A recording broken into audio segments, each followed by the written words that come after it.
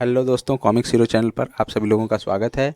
हमारी आज की कॉमिक्स है मनोज कॉमिक्स की पेशकश कारनामे नटवरलाल के का पार्ट 2। दोस्तों, इसका पार्ट 1 हम पहले ही पढ़ चुके हैं, ये पार्ट 2 है। तो चलिए शुरू करते हैं। उसे तो नटवरलाल की तलाश थी। वह प्रत्येक कमरे की खिड़की से झांक कर उसे ढूंढने लगा। यहाँ भी नहीं है। एक कमरे की खिड़की से अंदर झांकते ही उसका चेहरा खिल उठा। सामने नटवरलाल सोया हुआ था। अच्छा, तो जनाब यहाँ सो रहे हैं। वह चुपके से खिड़की के रास्ते कमरे में घुस गया। नटवरलाल हीरो की संदूकची अपने सिर के नीचे लगाकर सो रहा था। यह देखकर वह व्यक्ति सोचने लगा, वाह, क्या शानदार और कीमती तकिया लगा रखा है। वह व्यक्ति कमरे में इधर उधर कुछ खोजने लगा। तभी उसकी नज़र कोने पर रखी एक ईंट पर पड़ी। चलिए, तकिए का इंतजाम भी हो गया। उसने ईंट को उठाकर एक कपड़े में लपेटा। तकिया नरम और गुदगुदा होना चाहिए। वह कपड़े में लिपटी ईंट लेकर सोए हुए नटवरलाल के पास पहुंचा। फिर उसने अपनी जेब में से नसवार की डिबिया निकाली और थोड़ी सी नसवार नटवरलाल की नाक के आगे लगा दी। नसवार चढ़ते ही नटवरलाल छींक पड़ा। आ छी आ छी। छींक आने के साथ ही नटवरलाल की गर्दन उठी तो उस व्यक्ति ने लपक कर हीरों की संदूकची खींच ली और उसकी जगह ईंट रख दी। ले बेटा, अब तो आराम से सो। अब इस संदूकची का तकिया मैं बनाऊंगा। संदूकची उठाकर वह जिस रास्ते से आया था उसी रास्ते से नीचे उतर गया। यह नटवरलाल का बच्चा अपने आप को बड़ा होशियार समझता था। आज बच्चों को मेरी होशियारी का पता चलेगा तो अपना माथा पीट लेगा। फिर वह पलक झपकते ही वहां से चंपत हो गया। उस व्यक्ति के कमरे के बाहर जाते ही नटवरलाल ने आंखें खोल दी। वह लेटे लेटे मुस्कुरा रहा था। नटवरलाल ने कच्ची गोलियां नहीं खेली हैं। फिर नटवरलाल ने उठकर अपने जूते में से हीरे निकालते हुए अपने आप से कहा, वाह, क्या चकमा दिया है बच्चू को। दूसरे ठग ने सुरक्षित स्थान पर पहुंचकर जब हीरो की संदूकची खोलकर देखी तो वह खाली थी। उसने अपना माथा पीट लिया। धत तेरे की, मुझे भी धोखा दे गया। उधर जौहरी को जब पता चला कि उसके असली हीरे गायब किए जा चुके हैं तो वह राजा पोपट सिंह के दरबार में पहुंचा। महाराज, मैं लुट गया, बर्बाद हो गया। राजा ने पूछा, तुम कौन हो, तुम्हारे साथ क्या हुआ, साफ साफ बताओ।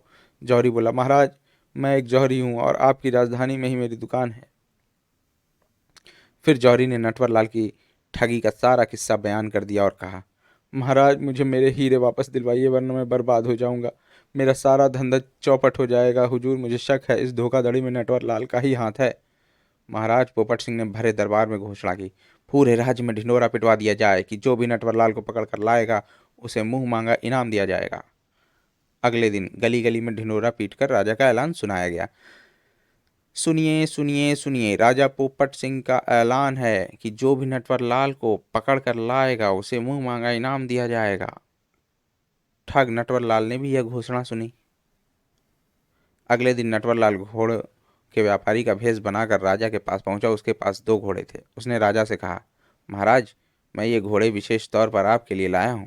इनसे बढ़िया घोड़े आपको पूरे संसार में नहीं मिलेंगे। राजा घोड़े देखकर बड़ा प्रसन्न हुआ और बोला, इसमें कोई शक नहीं है, घोड़े बड़ी अच्छी नस्ल के हैं, इन्हें मैं अपने पास रख लेता हूँ। व्यापारी बने। नटवरलाल ने कहा, महाराज, इनकी देखभाल के लिए मैं अपना आदमी भेज दूंगा। ठीक है। अगले दिन नटवरलाल भेष बदल कर राजा के पास आया और राजा से बोला, महाराज, मुझे घोड़ों की देखभाल के लिए व्यापारी ने भेजा है।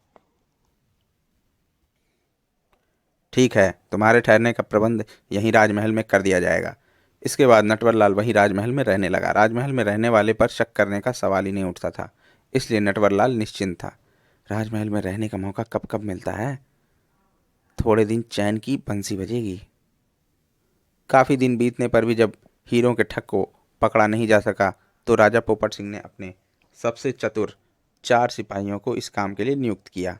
राजा ने उन्हें आदेश दिया, जाओ, जितनी जल्दी हो सके नटवरलाल को गिरफ्तार कर लाओ। नटवरलाल को जैसे ही इस बात का पता चला तो वह ज्योतिषी का भेष बनाकर एक सिपाही के घर जा धमका। ज्योतिषी को देखकर सिपाही की पत्नी ने भविष्य बताने के लिए कहा, ज्योतिषी जी, हाथ देखकर भविष्य तो बताइए। नटवरलाल ने सिपाही की पत्नी का हाथ देखते हुए कहा, आज रात तुम्हारे घर एक ठग आएगा, लेकिन वह साधु के भेष में होगा। वह घर में घुसने का प्रयत्न करेगा, लेकिन उसे किसी भी सूरत में घर में मत घुसने देना। वह यह भी कहेगा कि मैं तुम्हारा पति हूँ, उसे मार भगाने में ही तुम्हारी भलाई है। उसके बाद नटवरलाल बारी बारी से बाकी तो बाकी 3 सिपाहियों के घर गया और उनकी पत्नियों को भी यही पाठ पढ़ाया। उस रात एक गली में हलवाई जैसे ही अपनी दुकान बंद करके अपने घर सोने गया, नटवरलाल दुकान खोलकर पकौड़ियाँ तलने लगा। वाह, गर्मा गर्म पकौड़ियाँ! चारों सिपाही नटवरलाल को खोजते खोजते उस गली में जा आ पहुंचे। आधी रात को हलवाई की दुकान खुली देखकर वे हैरान रह गए। एक सिपाही ने पूछा, क्यों बे, इस समय दुकान कैसे खोल कर बैठा है? हलवाई बने नटवरलाल ने सिपाही की बात अनसुनी करते हुए कहा, हुजूर देखिए कितनी कड़ाके की ठंड है, गरम गरम पकौड़ियाँ खाकर ठंड दूर कर लीजिए। ये पकौड़ियाँ बड़ी स्वादिष्ट हैं। सिपाहियों सिपाही पकौड़ियों का लालच नहीं छोड़ सके और दुकान पर बैठकर पकौड़ियाँ खाने लगे। वाह, पकौड़े तो बहुत ही स्वादिष्ट हैं, मज़ा आ गया। नटवरलाल ने पकौड़ियों में नशे की दवा मिला रखी थी। पकौड़ियाँ खाते ही सिपाही नशे से बेहोश हो गए। नटवरलाल ने तुरंत चारों सिपाहियों की वर्दी उतार ली। चले हैं नटवरलाल को पकड़ने। फिर उसने उनके शरीर और बालों पर राख मल दी। उसके बाद वह उनके कपड़े लेकर और वहां पर भगवे कपड़े रखकर 9 2 11 हो गया। थोड़ी देर बाद, अरे बाप रे, यह क्या हाल हो गया हमारा! यह तो अच्छा हुआ कि भगवे कपड़े यहाँ रखे हैं, वरना हम किसी को मुंह दिखाने के काबिल ना रहते। ठंड से तो जान निकली जा रही है। अगर महाराज को पता चल गया तो वे हमारी खाल खिंचवा देंगे। सिपाहियों ने भगवे कपड़े पहने और अपने घर पहुंचे तो उनकी पत्नियों ने उन्हें ठग साधु समझकर उन पर पत्थर बरसाने शुरू कर दिए।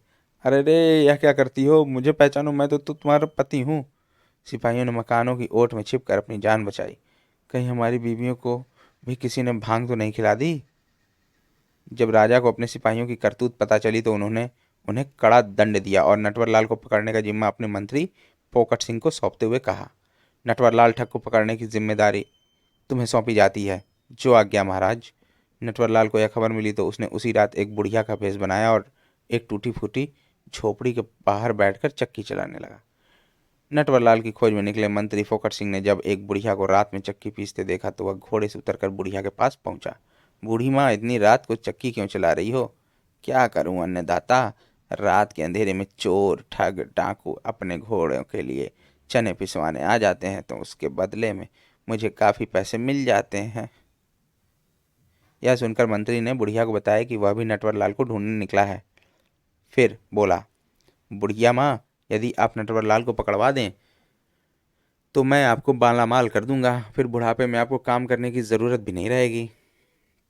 बुढ़िया बोली, फिर आप अपने घोड़े को यहाँ से दूर बांध दीजिए।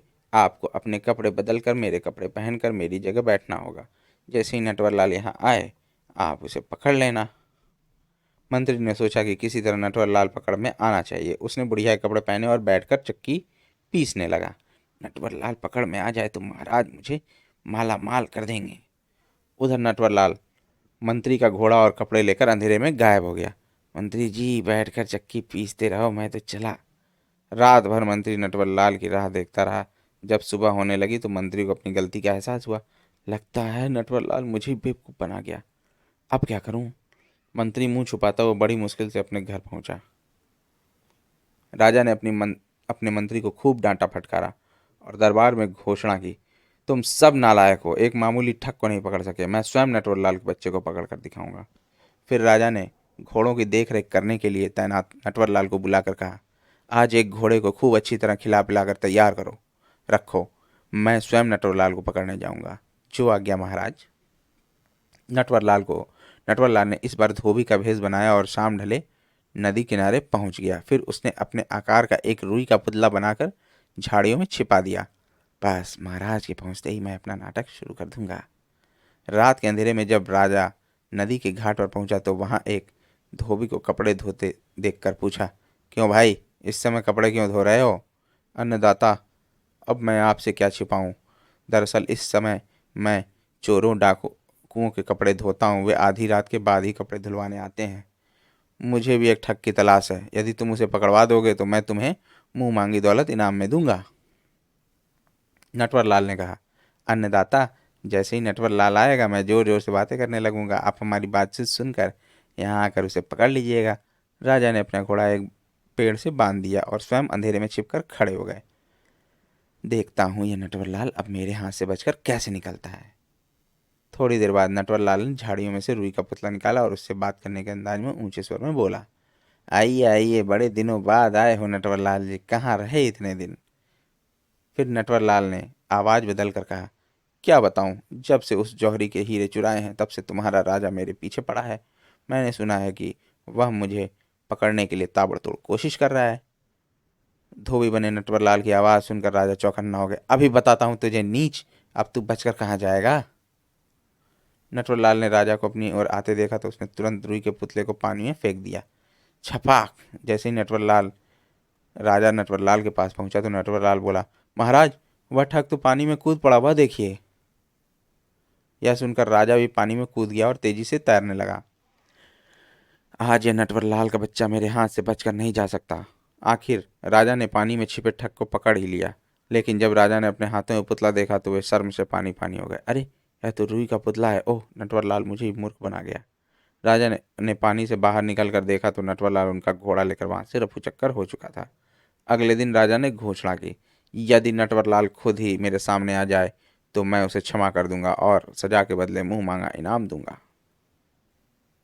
नटवर लाल घोड़ों के रखवाले के भेष में ही दरबार में पहुंचा और हाथ जोड़कर बोला, महाराज, जिसकी आपको तलाश थी मैं ही वह नटवर लाल हूँ। क्या, नटवर लाल? यह देखकर राजा सहित पूरा दरबार आश्चर्यचकित रह गया। राजा को एक बार तो विश्वास ही नहीं आया। उन्होंने पूछा, क्या सचमुच तुम ही नटवर लाल हो जिसकी हमें तलाश है? लेकिन इसके लिए कोई प्रमाण प्रस्तुत करो। नटवर लाल ने अपनी पगड़ी उतारकर उसमें से एक छोटी सी पोटली निकाली और राजा की ओर बढ़ाते हुए बोला, महाराज, यह देखिए हीरे जिन्हें मैंने जौहरी से ठगा था। आप जौहरी को बुलाकर इनकी पहचान करवा सकते हैं। नटवर लाल ने आगे कहा, महाराज, मुझे अपने ठिकाने तक जाने की मोहलत दें तो मैं और भी कई प्रमाण दे सकता हूँ। ठीक है, लेकिन तुम अकेले नहीं जाओगे, हमारे सिपाही तुम्हारे साथ जाएंगे। नटवर लाल सिपाहियों के साथ अपने ठिकाने पर गया और जब दरबार में लौट कर आया तो उसके हाथों में ढेर सारे कपड़े थे। पीछे पीछे सिपाही दो घोड़ों को लगाम से पकड़ कर ला रहे थे। नटवर लाल कुछ कपड़े आगे बढ़ाता हुआ बोला, महाराज, इन कपड़ों को पहचानिए, यह आपके उन सिपाहियों की वर्दियां हैं जिन्हें आपने मुझे पकड़ने के लिए भेजा था। फिर दूसरे कपड़े उठाकर बोला, और इस शाही पोशाक को तो आप अवश्य पहचानते होंगे महाराज, यह आपके मंत्री जी की पोशाक है जो मुझे पकड़ने आए थे। घोड़ों को आगे करता हुआ नटवर लाल बोला, महाराज, इन दोनों घोड़ों में से एक घोड़ा आपका है और एक आपके मंत्री का। नटवर लाल द्वारा इतने प्रमाण देने पर राजा, मंत्री और सिपाही बड़े शर्मिंदा हुए। तब राजा ने कहा, नटवर लाल, तुम बहुत होशियारी और चालाकी के बारे तुम्हारी होशियारी और चालाकी के बारे में जानकर तुम्हारी बुद्धि के कायल हो गए। अगर तुम अपनी इसी बुद्धि को देश सेवा में लगाओ तो देश को बड़ा लाभ होगा। नटवर लाल हाथ जोड़कर बोला, आपने मेरी आंखें खोल दी महाराज। अब मैं भविष्य में मेहनत और ईमानदारी से काम करूंगा और अपना समय दीन दुखियों की सेवा में लगाऊंगा। शाबाश। नटवर लाल की कुशाग्र बुद्धि को देखते हुए राजा पोपट सिंह ने उसे अपना प्रमुख गुप्तचर नियुक्त किया। नटवर लाल ने अपनी चतुराई से अपने जीवन काल में कई चोर, डाकुओं व ठगों को गिरफ्तार करवाया। दोस्तों, हमारी ये कॉमिक्स यहीं पर समाप्त होती है। आपको ये कॉमिक्स कैसी लगी हमें कमेंट सेक्शन में ज़रूर बताएं और हमारे चैनल को सब्सक्राइब करना ना भूलें। और अब हम मिलते हैं अगली कॉमिक्स में। तब तक के लिए धन्यवाद।